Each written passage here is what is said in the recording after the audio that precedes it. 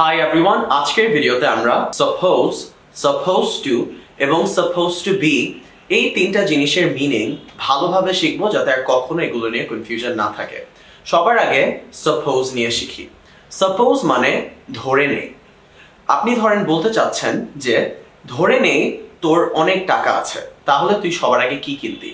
তো দেখেন, এই ধরনের কাল্পনিক কথা বলতে গেলে আমরা কি বলি, ধরে নেই যে তোর এটা এটা আছে তাহলে কি কি করতি, বা ধরে নেই তুই প্রেসিডেন্ট তাহলে কি কি করতি। এইসব কথা হচ্ছে ইংলিশে আমরা সাপোজ দিয়ে বলে থাকি। Suppose you have $1,000,000, what would you buy? ধরে নেই তোমার $1,000,000 আছে, তাহলে তুমি কি কিনতে? Suppose you are the president of America, what would you do? ধরে নেই তুমি আমেরিকার প্রেসিডেন্ট, তাহলে তুমি কি করতে? এখন সে কি আমেরিকার প্রেসিডেন্ট আপনি যার সাথে কথা বলছেন? অবভিয়াসলি না, কিন্তু আপনি এরকম একটা কাল্পনিক সিচুয়েশন প্রেজেন্ট করতে পারেন সাপোজ দিয়ে। আচ্ছা, সো এখন চলুন আমরা সাপোজ টু নিয়ে শিখি।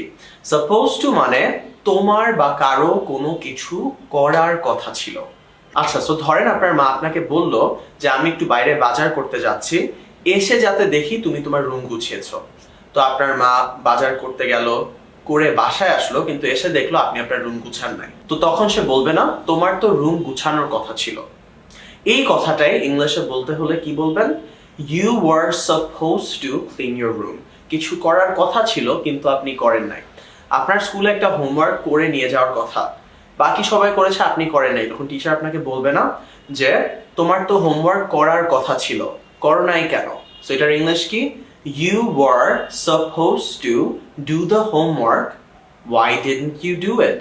Alright, এবং লাস্টেরটা হচ্ছে supposed to be. Supposed to be মানে কারো কোনো কিছু হওয়ার কথা ছিল কিন্তু সে সেটা হয় নাই। সো ধরেন আপনার এক বন্ধু ইউনিভার্সিটি লাইফে ইঞ্জিনিয়ারিং পড়েছে, কিন্তু আজকে সে ব্যবসা করছে। সো তার কি ইঞ্জিনিয়ার হওয়ার কথা ছিল না, কিন্তু সে কি এখন একজন ব্যবসায়ী। So you can say you were supposed to be an engineer, but you are a businessman. তোমার একজন ইঞ্জিনিয়ার হওয়ার কথা ছিল কিন্তু তুমি একজন ব্যবসায়ী। বুঝতে পেরেছেন? মানে কিছু হওয়ার কথা ছিল। Alright guys, so quick recap. Suppose মানে ধরে নেই। Supposed to মানে কোনো কিছু করার কথা ছিল পূর্বে কিন্তু আপনি সেটা করেন নাই।